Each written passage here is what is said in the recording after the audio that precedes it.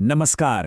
पंडित श्री राम शर्मा आचार्य जी को मूल हिंदी साहित्य सुखी जीवन का आधार सफल दाम्पत्यमा आधारित यो गहन चर्चामा यहाँहरूलाई स्वागत छ।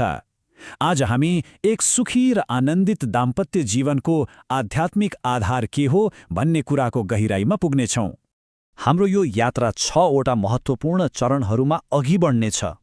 हामी सामान्य भ्रमहरूलाई चिर्दै एक दिव्य र सामञ्जस्यपूर्ण जीवन कसरी बनाउन सकिन्छ भन्ने दिशातिर लाग्नेछौँ। ल अब सुरु गरौँ। सबैभन्दा पहिले विवाहमा वास्तविक खुसी केले दिन्छ भन्ने बारेमा समाजमा रहेका केही सामान्य तर गहिरा भ्रमहरूलाई तोडौँ। धेरैको मनमा यो प्रश्न हुन्छ र धेरैले त यही सोच्छन् कि आर्थिक सुरक्षा नै सबैभन्दा ठूलो कुरा हो। तर यो मूल ग्रन्थले यो विचारलाई सिधै चुनौती दिन्छ। वास्तवमा यो ग्रन्थले के भन्छ भने पैसा कमाउने धुनमा लाग्दा सम्बन्धमा व्यवस्था र एक किसिमको शुष्कता आउन सक्छ। पति पैसा कमाउनमा यति व्यस्त हुन्छ कि पत्नीसँग दुई मिठा शब्द बोल्ने फुर्सद पनि हुँदैन, जसले गर्दा सम्बन्धमा तितोपना भरिँदै जान्छ। अच्छा, अर्को एउटा सामान्य विश्वास के छ भने यदि श्रीमान श्रीमती दुवैजना उच्च शिक्षित छन् भने उनीहरूको विवाह स्वतः सफल हुन्छ। के यो साँचो हो त? यहाँ बुझ्नुपर्ने महत्त्वपूर्ण कुरा के हो भने यदि भित्री गुणहरू छैनन् भने कहिलेकाहीँ त्यही शिक्षा नै नयाँ द्वन्द्व र अहङ्कारको टकरावको कारण बन्न सक्छ। र यो तुलनाले हेर्नुस् त कति सुन्दर ढङ्गले मूल विचारलाई प्रस्ट्याएको छ। धन र शिक्षा भनेका केवल औजार हुन्, तर सुखी विवाहको वास्तविक सार त्यो सुन त अर्कै कुरा हो, जुन योभन्दा धेरै गहिरो छ। त्यसो भए अब अगाडि बढौँ र हेरौँ सफल दाम्पत्यको त्यो साँचो जग, त्यो सुन के हो? त्यो हो प्रेमको दिव्य स्वरूप। यो ग्रन्थले प्रेमलाई क्षणिक भावनाको रूपमा होइन, बरु एउटा यस्तो आध्यात्मिक सिद्धान्तको रूपमा परिभाषित गर्दछ जसले निस्वार्थतालाई जन्म दिन्छ। तर यो दिव्य प्रेम आफै आउने कुरा होइन। यसलाई त आपसी समझदारी र एकअर्काप्रति समर्पणको भावनाले सक्रिय रूपमा विकास गर्दै लैजानुपर्छ।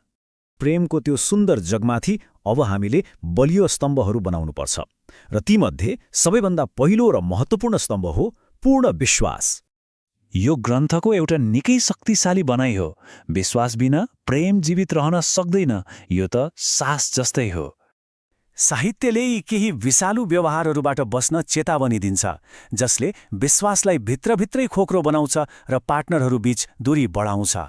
त्यसैले यहाँको मुख्य सन्देश के हो भने सिधा र इमान्दार कुराकानी नै शङ्काको विषलाई हटाउने सबैभन्दा उत्तम औषधि हो। अब यो खण्ड साँच्चै रोचक छ।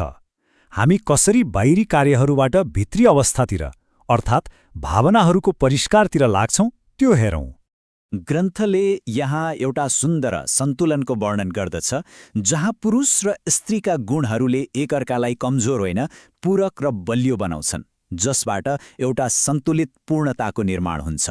भावनात्मक परिष्कारको एउटा प्रमुख हिस्सा भनेको मानवीय कमजोरीलाई स्वीकार्नु हो र सानातिना गल्तीहरूमा आलोचना गर्नुको सट्टा करुणा र क्षमाको भाव राख्नु हो।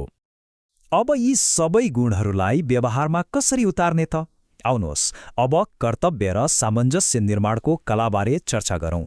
यो ग्रन्थले बताउँछ कि सम्बन्धमा समस्या प्राय तब सुरु हुन्छ जब सुरुको आकर्षण कम हुन्छ र एक अर्कालाई बुझ्ने त्यो कठिन तर आवश्यक कामलाई बेवास्ता गरिन्छ। यी सिद्धान्तहरूले नै साँचो सामञ्जस्य र आपसी सन्तुष्टिको बाटो देखाउँछन्।